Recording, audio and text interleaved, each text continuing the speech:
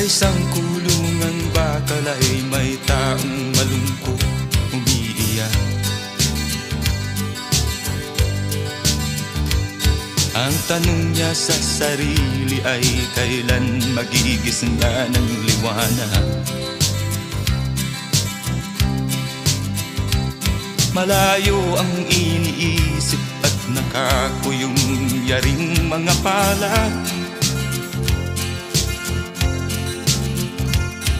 Bakit daw siya nagdurusa sa kasalanang di niya ginawa?